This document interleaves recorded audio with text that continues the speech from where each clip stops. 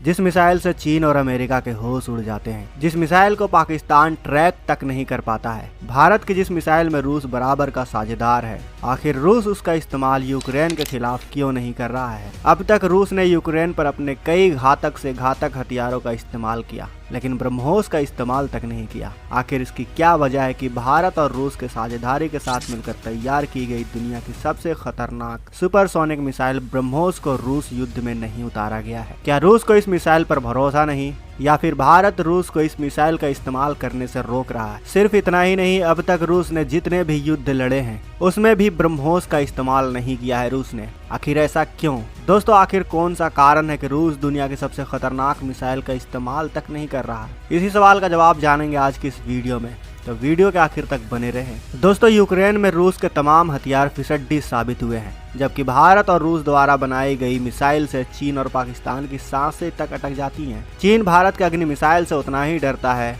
जितना वो LAC पर ब्रह्मोस की तैनाती से डरा था। दुनिया के 72 देश इस मिसाइल को खरीदने के लिए लाइन में लगे हुए हैं। आखिर पुतिन इस खतरनाक और घातक मिसाइल को अपने बेड़े में शामिल क्यों नहीं कर रहे हैं? दोस्तों, जब पिछले साल 9 मार्च को ब्रह्मोस पाकिस्तान में गलती से गिरी थी, तब पाकिस्तानी सेना इसे ट्रैक तक नहीं कर पाई थी। उन्हें समझ में ही नहीं आया था कि आखिर हुआ क्या है। उनके पास ऐसा कोई सिस्टम ही नहीं था जो ब्रह्मोस मिसाइल को गिरा सके। गिराना तो दूर की बात, पाकिस्तानी इसको रडार से पकड़ने में भी असफल रहे थे। दूसरी तरफ चीन भी जब डोकलाम घटना से पहले और तिब्बत को लेकर भारत को आंख दिखा रहा था, तब अरुणाचल से लगी सीमा पर ब्रह्मोस की तैनाती की खबर सुनते ही चीन अपनी छाती पीटने लगा था। और अब तो बड़ी बात यह है कि चीन के दुश्मन भी भारत के ब्रह्मोस मिसाइल मांग चुके हैं, जिसमें से फिलीपींस के साथ तो भारत ने डील भी कर ली है। दोस्तों, 12 जून 2001 को भारत ने ब्रह्मोस मिसाइल का सफल परीक्षण किया था। हर बीतते साल के साथ साथ हमें ब्रह्मोस का एक नया और एडवांस रूप देखने को मिलता रहता है। ब्रह्मोस के साथ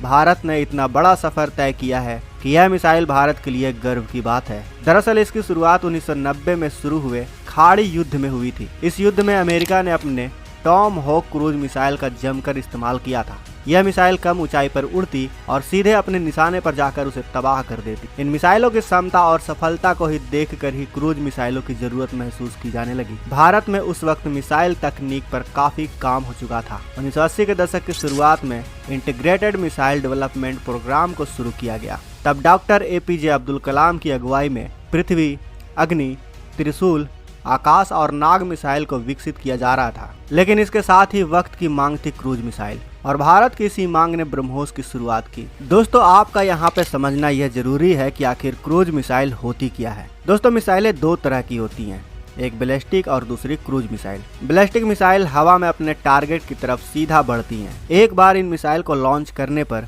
इन पर कंट्रोल नहीं किया जा सकता, जबकि दूसरी तरफ क्रूज मिसाइल गाइडेड होती है, एकदम सटीक निशाने वाली, यानी कि इनकी सटीकता ही इन्हें खतरनाक बनाती है। साथ ही क्रूज मिसाइल को कंट्रोल किया जा सकता है और बीच रास्ते में इनके टारगेट को भी बदला जा सकता है। जिस तरह की क्रूज मिसाइल की भारत को जरूरत थी, उसी तरह की मिसाइल की जरूरत रूस को भी थी। दोनों देशों के काफी पुराने संबंध भी थे। ऐसे में यह जरूरत दोनों देशों को इस प्रोजेक्ट में एक साथ लेकर आई और साल 1998 में मॉस्को में दोनों देशों के बीच एक समझौता हुआ। उस वक्त भारत के तरफ से थे DRDO के chief doctor APJ Abdul Kalam और रूस की ओर से थे उनके vice defence minister NV Mykhailo. इसके बाद ब्रह्मोस एरोस्पेस का गठन किया गया।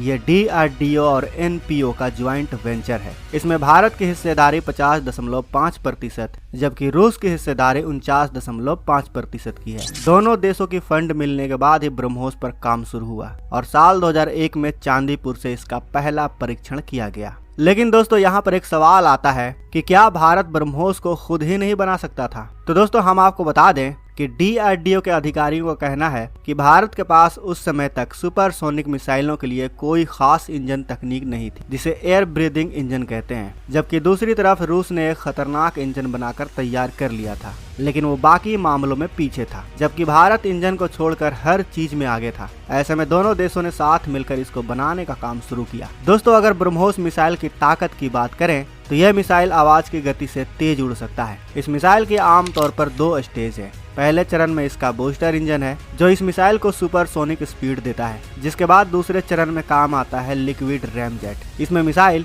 आवाज की गति से 3 गुना की गति को प्राप्त करती है, जो ब्रह्मोस मिसाइल को दुनिया की घातक क्रूज मिसाइल बनाती है। अगर किसी खास टारगेट को निशाना बनाना हो तो ये काम ब्रह्मोस आसानी से कर सकता है। इसकी स्पीड इतनी है कि इतनी स्पीड में रडार का इसको पकड़ पाना काफी मुश्किल है, यानी ब्रह्मोस मिसाइल अपने टारगेट के पीछे पड़ी तो उसकी मौत निश्चित है। दोस्तों आपको बता दें कि भारत इसके एडवांस वर्जन पर भी काम कर रहा है, जिसका नाम है ब्रह्मोस 2। ये भारत की पहली सबसे खतरनाक हाइपरसोनिक मिसाइल होगी, जो आवाज की गति से 5 से 7 गुना तेज अपने दुश्मन पर हमला कर सकेगी। लेकिन ब्रह्मोस मिसाइल की इतनी खासियत होने के बाद भी आखिर रूस इसका इस्तेमाल क्यों नहीं कर रहा है, जबकि उसके पास इससे घातक कोई भी मिसाइल नहीं है। तो दोस्तों हम आपको बता दें कि भारत की तरह ही रूस के पास भी P-800 एवियोनिक्स मिसाइल मौजूद है, जिसका रूस जमकर इस्तेमाल कर रहा है। इस मिसाइल को भी एनपीओ ने ही भारत के साथ मिलकर बनाया है। रूस की P-800 मिसाइल भी सुपरसोनिक मिसाइल में ही आती है, जो तकनीक के मामले में ब्रह्मोस जैसी ही है। हालांकि ब्रह्मोस में लगाया गया सॉफ्टवेयर काफी उम्दा है। इसके साथ ही रूस ने अपनी हाइपरसोनिक मिसाइल किंजल को भी तैयार कर रखा है और यूक्रेन पर इसका जमकर इस्तेमाल कर रहा है, जबकि रूस की P-800 मिसाइल उसकी जरूरतों को पूरा करती है।